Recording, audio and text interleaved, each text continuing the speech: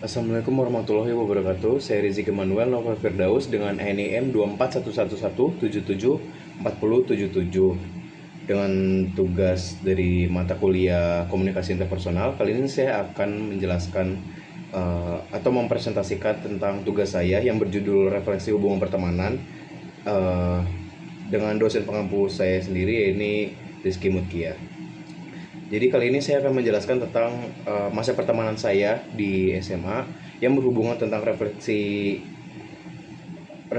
hubungan pertemanan saya. Oke. Jadi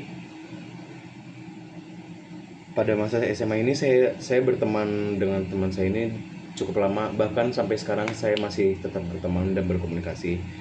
Lalu awal pertama kali kenal, saya sebenarnya lumayan canggung untuk berbicara dengan teman saya sendiri karena kita belum ada kedekatan sama sekali.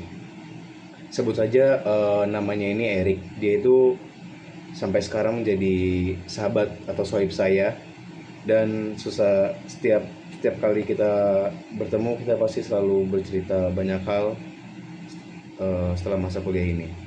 Jadi awal mula pertemanan kita ini berhubungan dengan teori, yakni moving toward friendly, menyenangkan dan nyaman, namun tidak ingin berinvestasi ataupun melakukan effort lebih.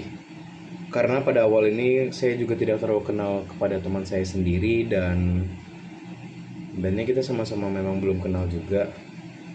Namun seiring berjalannya waktu, perlahan-lahan kita mulai terbuka pada satu sama lain. Kita menjadi mengerti satu sama lain, dan bahkan kita menjadi effort untuk berteman, bukan berteman, effort untuk melakukan sesuatu hal yang lebih. Nah, hubungan pertemanan saya ini juga berkaitan dengan teori Nesken Friendship, yakni mulai terbuka dan saling percaya satu sama lain. Namun semakin lama pertemanan ini berjalan, masing-masing dari kita sendiri juga mendapatkan pressure tertentu atau tekanan tertentu. Seperti contohnya tekanan yang saya lalui sebelumnya ini, yakni masuk ke dalam teori internal tension, yakni tekanan yang terjadi karena perbedaan budaya dalam berkomunikasi dan berbicara. Jadi memang budaya saya dengan Erik ini memang cukup berbeda. Ketika kita berkomunikasi, kadang ada terjadi kesalahpahaman yang mungkin sebenarnya itu tidak seharusnya terjadi.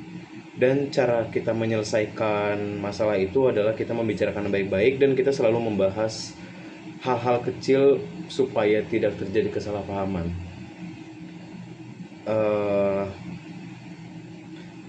Oke. Selanjutnya, semakin lama kita berteman, kita juga menjadi saling menguntungkan. Contohnya pada saat saya kelas 2 SMA, jadi saat itu saya sedang saya membawa barang yang harusnya tidak boleh dibawa ke sekolah, namun saya tetap bawa. Dan bodohnya saya menaruh barang itu tuh di motor Erik ini. Jadi ketika ada razia, kita ya otomatis barang itu ketahuan, dan kita tuh dipanggil gitu. Awalnya saya dulu yang dipanggil karena awalnya Erik dulu yang dipanggil karena barangnya itu ada di Erik.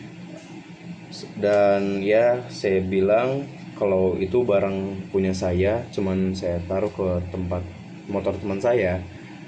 Dan saya udah bilang sebelumnya kalau itu punya saya, dan ya cuman teman saya membela saya dan bilang kalau misalnya barang itu tuh punya ayahnya. Dia benar-benar menutupi alibi saya supaya saya tidak terkena masalah.